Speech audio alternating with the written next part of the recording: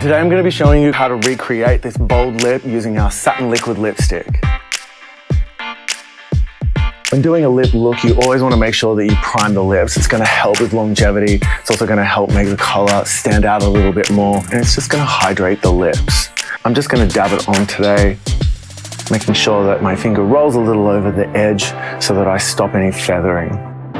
So second step is to line the lips. Today I'm going to line the lips with a coral color. The reason that I've chosen this is because I want to brighten up my lip color. My lip color is a bit of a burnt orange look. I'm going to start by lining the lips, so defining the exact lip line. I'm going to follow her natural lip line today because it's such a bold color.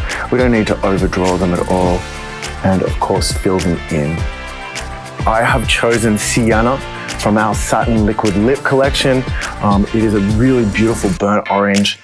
I'm going to apply it straight off the applicator to start in the inner corner. This will just give you a better angle and help with a more precise line.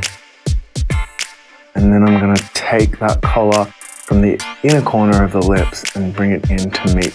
And you are pretty much done.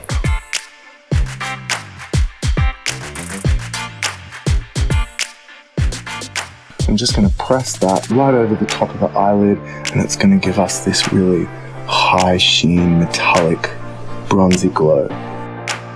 The final touch to this look is of course mascara. I'm going to take right from the root of the lash right up until the end.